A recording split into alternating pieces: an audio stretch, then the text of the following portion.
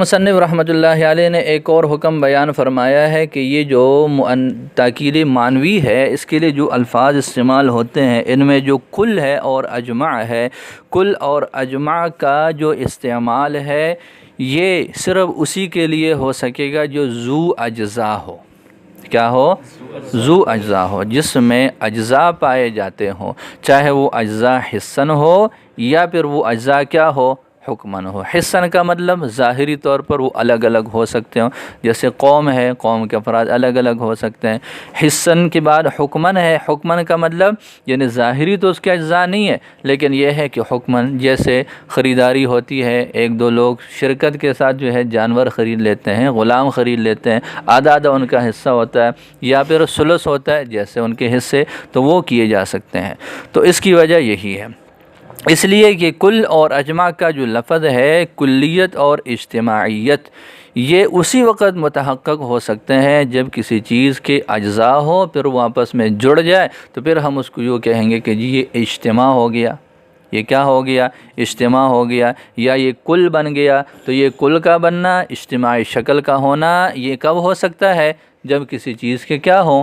اجزاء ہوں۔ اگر اجزاء نہیں ہے تو پھر تو اجتماعیت والی شکل ہی نہیں ہو سکتی۔ تو فرماتے ہیں کہ ولا یؤکد بکل و اجمع الا ذو اجزاء، کل اور اجمع کے ساتھ تاکید نہیں لائی جا سکتی مگر ذو اجزاء کی، چاہے وہ مفرد ہو یا پھر کیا ہو؟ جمع کی شکل میں ہو۔ وجہ کیا ہے؟ اذ الکلیت والاجتماعیت، اس لیے کہ کلیت اور اجتماعیت لا یتحققان الا فیہ، یہ دونوں متحقق نہیں ہو سکتے مگر اسی میں جو ذو اجزاء ہو۔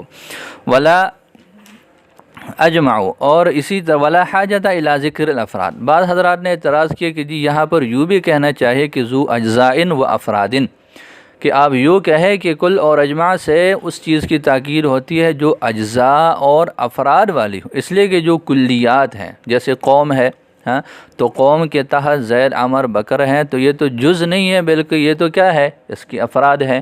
تو یہ افراد کا بھی آپ ذکر کرتے ہیں، اس لیے کہ کلی کے جو ہے کل کے اجزاء ہوتے ہیں، کلی کے کیا ہوتے ہیں؟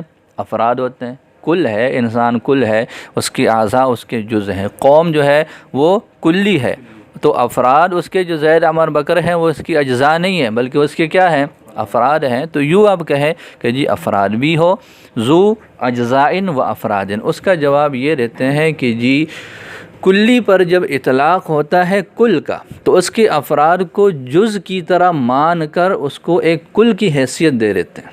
کلی پر جب کل کا اطلاق ہوتا ہے تو وہ کس حیثیت سے ہوتا ہے؟ اس کے جو افراد ہوتے ہیں اس کو اجتماعی شکل میں لے لیتے ہیں، اور افراد کی حیثیت سے نہیں لیتے بلکہ کس حیثیت سے لیتے ہیں؟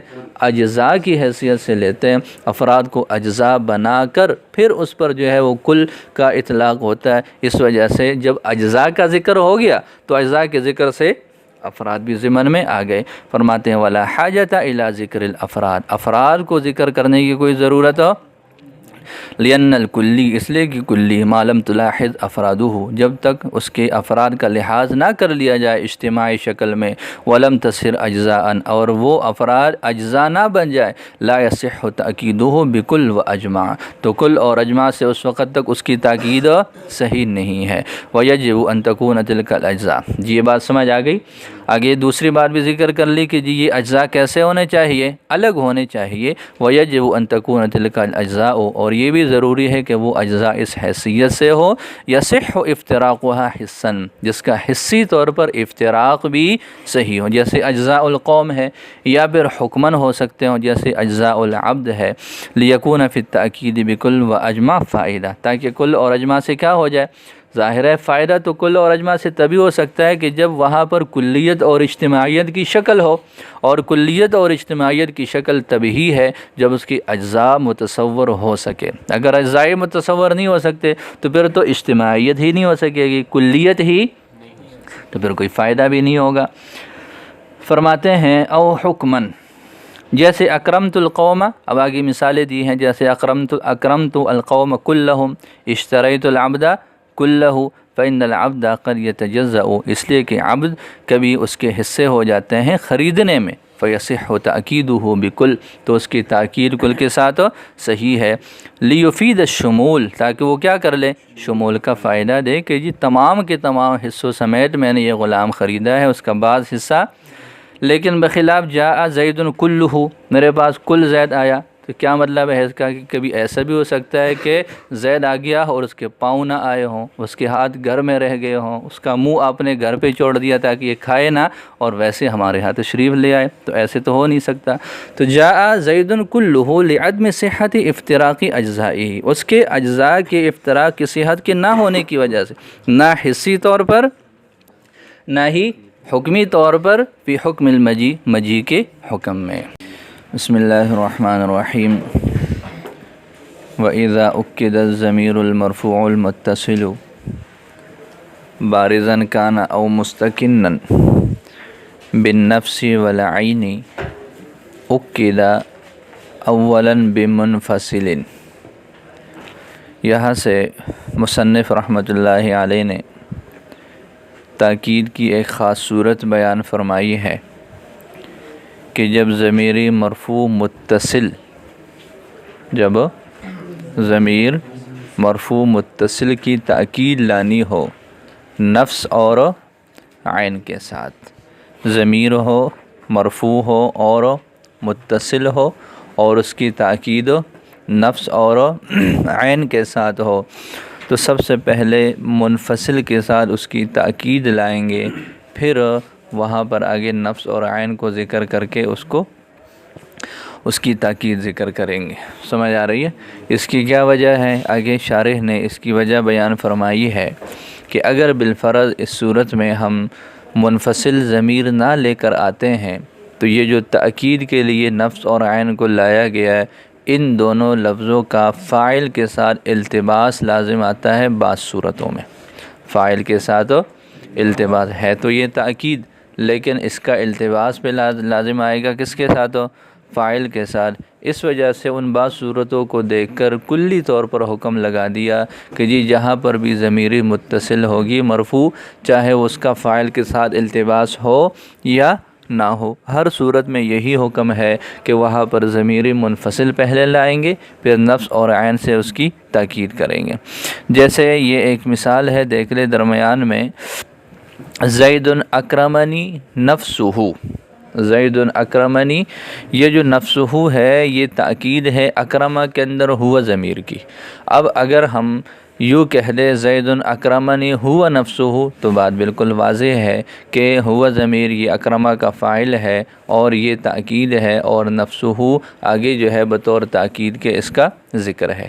لیکن اگر درمیان میں ہم ہوا کو ذکر نہ کرے اور یوں کہہ دے زید اکرمنی نفسہ، زید اکرمنی، اور یہ کہیں کہ جی یہ نفسہ تاکید ہے اس ضمیر متصل کی جو اکرمہ کے اندر پائی جا رہی ہے، تو ظاہر ہے ظاہری طور پر ہر دیکھنے والا یہی کہے گا کہ اکرمہ فعل ہے اور نفسہ اس کا فاعل، حالانکہ یہ فاعل نہیں ہے بلکہ یہ تو کیا ہے؟ تاکید۔ اس وجہ سے اس التباس سے بچنے کے لیے ایسے کیا کہ پہلے ضمیری مرفوع کو جو ہے وہ منفصل شکل میں ذکر کر دیا، اور پھر اس کے بعد جو ہے وہ آگے اس کے ساتھ نفس اور عین کے ساتھ تاکید لائیں گے۔ تو یہ تخصیص ہے دونوں صورتوں میں، ضمیری مرفوع متصل ہونی چاہیے اور نفس اور عین ہونی چاہیے۔ اس کے علاوہ کی صورتوں میں جو ہے وہ تاکید لانے کی ضرورت منفصل کے ساتھ یہ نہیں ہے۔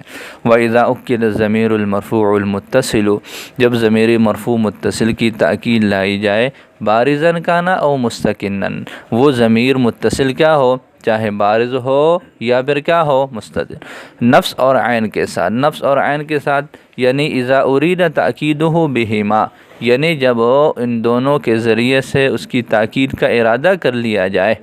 ہاں، جب تاکید کر لی جائے تو پھر تو بات واقع ہو گئی۔ تو فرماتے ہیں کہ یہاں اکدا ارادے کے معنی میں ہے۔ اکدا کس کے معنی میں ہے؟ جب ارادہ کریں گے پھر ایسے کریں گے، اس لیے کہ اس کے بغیر اس کا وقوع نہیں ہوگا۔ اکدا، پہلے اس ضمیر کو تاکید، اس کی تاکید لائیں گے اولاً بمنفصل، پہلے منفصل کے ضمیر کے ساتھ، ثم بالنفس والعین، پھر نفس اور عین کے ساتھ، جیسے ضربت انت نفسک، ضربت انت नफ्सु का, ये ज़रबता, ये इसमें ता जो है ये ज़मीर मरफू मुत्तसिल है, नफ्सु का इसकी ताकीद कर रहा है, तो दरमियान में अंता फसल ले आए। फ़नफ्सु का ताकीदुन, बस ये जो नफ्सु का लफ्ज़ है ये ताकीद है हाँ उस्ता ज़मीर के लिए, बाद ताकीद ही में मुनफसिल, मुनफसिल के साथ उसकी ताकीद के बाद। और हुआ अंता, वो ज़मीर मुनफसिल कौन सी है, वो अंता है।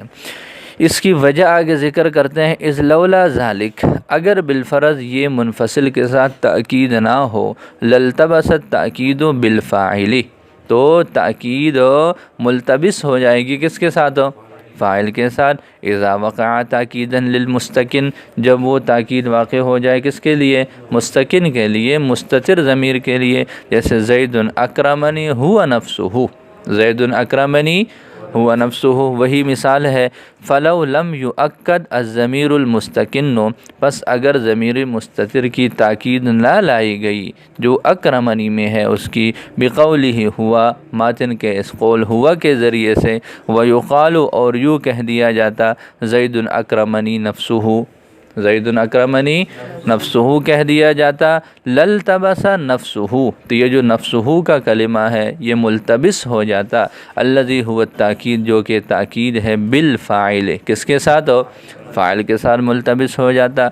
अब मसला ये है कि जी चलो अक्रमनी नफ्सुहु और अक्रमनी हुआ नफ्सुहु में तो ये बात है, लेकिन ज़रबता अंत नफ्सु का तो बिल्कुल वाज़ेह है, ज़रबता अंत नफ्सु का तो क्या है, बिल्कुल वाज़ेह है। तो उसकी भी मैंने सूरत बता दी कि जी कुछ सूरतों में इल्तिबास है, कुछ बिल्कुल वाज़ेह है, लेकिन चंद में इल्तिबास होने की वजह से कुल्ली तौर पर हुक्म लगा दिया कि जी जहाँ पर भी ज़मीर मरफू मुत्तसिल होगा वहाँ पर यही हुक्म है कि मुनफसिल के साथ पहले ताकीद लाएंगे, फिर जो है वो नफ्स और ऐन को ज़िक्र करेंगे। तो फरमाते हैं कि वलम्मा वक़अ अल इल्तिबास फ़ी हाज़िहि सूरति, जब इस सूरत में इल्तिबास वाक़ हुआ, उजरिया बक़ियतुल बाब अलैहा, तो बाकी बाब को भी इस पर जारी कर लिया गया। बात समझ आ गई। आगे ये जो फ़वाइद क़ुयूल लगाए थे इसकी वजाहत कर रहे हैं। वइन्नमा क़य्यद ज़मीर बिलमरफ़ू, पहली बात तो ये है कि ज़मीर को मुक़य्यद किया था किसके साथ, कि ये मरफ़ू होनी चाहिए ज़मीर, इसलिए कि अगर वो ज़मीर मजरूर या मंसूब हो तो नफ्स और ऐन के साथ उसकी ताकीद बिला वास्ता ये ठीक है, दरमियान में फ़सल की कोई ज़रूरत नहीं है, इसलिए कि वो इल्तिबास तो फ़ाइल के साथ था ना। अब ज़मीर मंसूब में तो फ़ाइल की कोई सूरत नहीं है, ना ही मजरूर में फ़ाइल की कोई सूरत है, तो फ़ाइल के साथ जो इल्तिबास का ख़तरा था वो नसब और जर की हालत में नहीं रहा, तो इस वजह से ताकीद लाने की ज़रूरत भी नहीं है।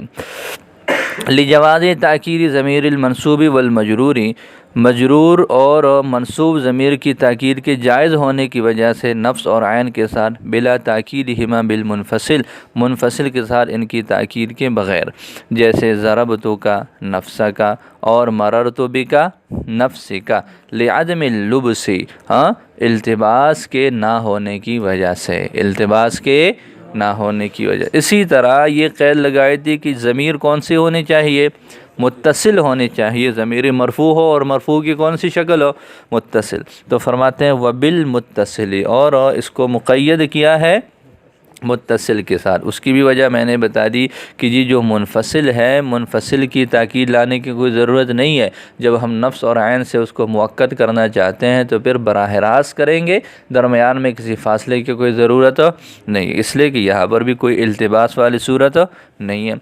लिअदम वबिल मुत्तसिल, और मुत्तसिल के साथ मुक़य्यद किया, लिजवाज़ ताकीदिल मरफ़ू'i, मरफ़ू की ताकीद के जायज़ होने की वजह से नफ्स और ऐन के साथ बिला ताकीद ही भी मुनफसिलिन, मुनफसिलिन से उसकी ताकीद के बग़ैर, जैसे अंता नफ्सो का क़ाइमुन, अंता नफ्सो का क़ाइमुन लिअदमिल लुब्सी। वजह क्या है कि जी यहाँ तो ये इसका कोई इल्तिबास नहीं है कि फ़ाइल के साथ इसका कोई इल्तिबास हो। तीसरी क़ैद ये लगाई थी कि जी जब ताकीद किसके साथ करेंगे, नफ्स और ऐन के साथ। नफ्स और ऐन के साथ मुक़य्यद करने की वजह यह है कि अगर बिलफ़रज़ नफ्स और ऐन के अलावा के साथ ताकीद लानी हो, बेशक ज़मीर मरफू मुत्तसिल की हो, फिर भी बराह रास्त क्या है, ये जायज़ है, इसमें कोई मसला नहीं है। उसकी भी आगे वजह ज़िक्र की है कि ऐसे क्यों जायज़ है। वइन्नमा क़य्यद बिन नफ्सी वल ऐनी, इसको मुक़य्यद किया नफ्स और عین کے ساتھ لجواز تاکید المرفوع المتصل، مرفوع متصل کی تاکید کے جائز ہونے کی وجہ سے کل اور اجمعین کے ساتھ بلا تاکید، کیسے؟ بغیر تاکید کے، جیسے القوم جاؤنی کلہم اجمعون، جاؤنی کلہم اجمعون، تو یہ کہنا براہ راست یہ جائز ہے، درمیان میں جاؤنی ہم کلہم کہنا یہ جائز نہیں ہوگا۔ کیوں؟ اس وجہ سے کہ یہ جو نفس اور عین ہے یہ عام طور پر فعل کے متصل ہوتا ہے، عام طور پر عامل کے کیا ہوتا ہے، اور یہ جو اجمعون وغیرہ ہے یہ عام طور پر فعل کے متصل نہیں ہوتے، لہٰذا التباس کا خوف تو تب ہوگا جب یہ عامل کے ساتھ جڑے ہوئے ہوں، اور یہ جب عامل کے ساتھ عمومی احوال میں جڑے ہوئے نہیں ہوتے الا نادراً الا قلیلاً، تو اس وجہ سے اس میں التباس والی جو صورت ہے وہ اتنی زیادہ نہیں ہے جتنی زیادہ التباس والی صورت کس میں ہے؟ نفس اور عین میں ہے۔ تو فرماتے ہیں کہ لعدم التباس التأکید بالفاعل، فاعل کے ساتھ تاکید کے ملتبس نہ ہونے کی وجہ سے، لأن کلاً و اجمعین، اس لیے یہ جو کل اور اجمعون یا اجمعین کا کلمہ ہے، یلیان العوامل قلیلاً، یہ عوامل کے کم ہی قریب ہوتے ہیں، بخلاف نفس اور عین کے، فإنہما یلیانہا کثیراً، کہ بے شک یہ دونوں کیا ہوتے ہیں؟ عام طور پر متصل ہی ہوتے ہیں، جڑے ہوئے ہی ہوتے ہیں۔ بیٹھ جائیں۔ وَأَقْطَعُ وَأَخَوَاهُ أَتْبَاعٌ، اس کے بعد مصنف رحمۃ اللہ علیہ نے جو ہے وہ تاکید معنوی کے الفاظ میں سے کن کو ذکر کیا ہے؟ اقطع اور اس کے دو اخوین یعنی ابتع اور ابسع کو ذکر کیا۔ کل آپ لوگوں نے پڑھ لیا کہ جی یہ انفرادی طور پر ان کی کوئی حیثیت نہیں ہوتی، ایسے ہی ہے معنی آپ لوگوں نے پڑھ لیا کہ ان کا ذاتی معنی یا تو یہ ہے کہ بالکل لفظ محمل ہے، یا پھر ان کے اندر معنی تو ہے لیکن اس معنی کو اگر ہم تاکید والے معنی کے ساتھ جوڑے تو بالکل مناسبات خفیفہ ہے، کوئی واضح مناسبت بھی نہیں ہے، لہٰذا ان کا تاکید والے معنی کے اندر مستعمل ہونا یہ کیا ہے؟ یہ اکیلے طور پر ضعیف ہے، لہٰذا یہ تابع ہیں اجماع کے، اس لیے کہ اجماع کے اندر عموم والا معنی، تاکید والا معنی یہ بالکل واضح ہے، واضح طور پر عموم والا معنی پایا جا رہا ہے، لہٰذا یہ اس کے تابع ہو کر استعمال ہوں گے، الگ سے ان کا استعمال یہ کیا ہے؟ یہ ضعیف ہے۔ تو فرماتے ہیں کہ اور اقطع اور اس کے دو ساتھی یعنی اتباع اور ابسع، اتباعن یہ کیا ہے؟ اتباع ہے، یہ اتباع کے حمزہ کے فتحہ کے ساتھ ہے جی، تو یہ اتباع ہے بفتح الحمزۃ علی ما هو المشہور، مشہور قول کے مطابق، لاجمع کس کے لیے؟ اجماع کے لیے، یعنی تستعمل هذه الکلمۃ الثلاثۃ بتبعیتہ لا بالاصالۃ، یعنی یہ جو تینوں کلمہ ہیں یعنی اقطع، ابتع اور ابسع، یہ تینوں کلمہ مستعمل ہوتے ہیں بتبعیتہ، لا بتبعیت لا بالاصالۃ، تبعیت کے ساتھ، یعنی یہ اجمعون کے تابع ہو کر، اجمع کے تابع ہو کر استعمال ہوتے ہیں، اصل کے طور پر استعمال نہیں ہو سکتے۔ کیوں؟ وجہ کیا ہے؟ وجہ یہ ہے کہ جی جو جمعیت والا معنی ہے، عموم والا معنی ہے، تاکید والا معنی ہے، وہ اجمع میں واضح طور پر پایا جا رہا ہے اور ان میں وہ والی وضاحت نہیں ہے، لکونہ ادل منہا علی المقصود، بوجہ اس اجمعون کے زیادہ دلالت کرنے کے مقصودی معنی پر، وہو الجمعیت، اور وہ کون سا معنی ہے؟ جمعیت، فلا یتقدم علیہ، تو ایک تو یہ ہے کہ کبھی یہ اجماع سے متقدم نہیں ہوں گے، اجماع سے یہ پہلے نہیں آئیں گے، لہذا بعد میں ہی آئیں گے، فلا یتقدم علیہ، لہذا یہ یعنی اقطع اور اس کے اخوین اس پر متقدم نہیں ہوں گے اجماع پر، لو اجتمعت معہ، اگر یہ اس کے ساتھ جمع ہو جائیں، ایک ساتھ ہوں گے تو ہمیشہ کہاں پر ہوں گے؟ بعد میں۔